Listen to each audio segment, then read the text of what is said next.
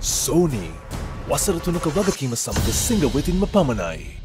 On Tuesday, U.S. Ambassador to the United Nations Nikki Haley announced the Trump administration's decision to withdraw from the United Nations Human Rights Council, highlighting bias against U.S. ally Israel and failure to hold human rights abusers accountable.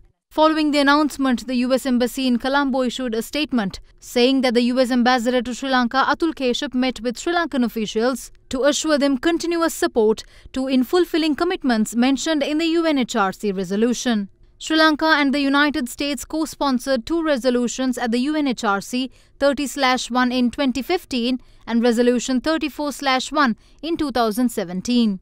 The United States said it continues to extend its support to Sri Lanka to fulfill these important commitments and obligations as articulated and reaffirmed in these resolutions. This move by the United States, however, led to some questioning its grounds, highlighting the fact that the US pulled out of the UNHRC, calling it a cesspool of bias which failed to hold human rights abusers accountable.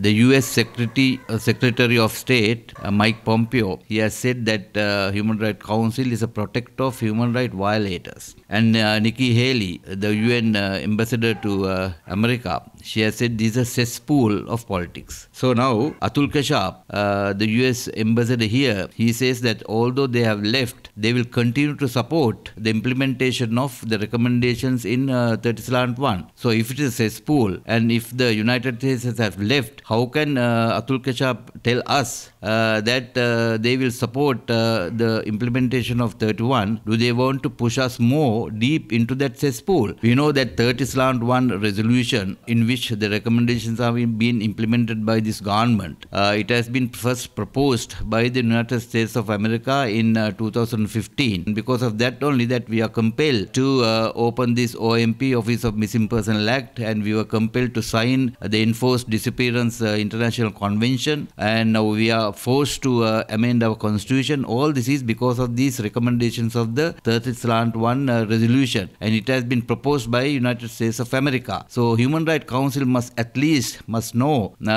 tell the USA now since they have left the Human Rights Council, this 30/1 resolution should be made null and void. Now what is USA saying? This institution, Human Rights Council, playing politics. Human Rights Council is biased. Therefore, we should not implement this recommendation because they have already left. Now Sri Lanka, you must have a backbone. The government must have a backbone. If they left, you try to null and void this recommendation. Come up with a new resolution. Sri Lanka was too hurried to set up these commissions of disappearances office. Why we have set up this? To please the UN Human Rights Council.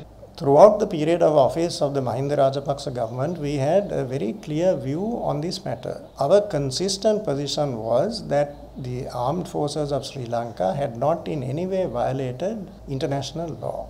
We pointed out at every juncture that the Human Rights Council was a flawed process. It was a witch hunt. It was a political process. There was total bias. It had nothing to do with morality or ethics or human rights. It was a witch hunt that had been launched against this country by interested parties. The resolution is there, it has been passed. The Sri Lanka government adopted that resolution as our own. The country, the most powerful country in the world that brought that resolution, has condemned outright the Human Rights Council, but we have to live with the consequences of that resolution. Now that is a state of things for which the present government has to answer to the people of our country and in particular to the armed forces. Why did this happen? It happened as a payoff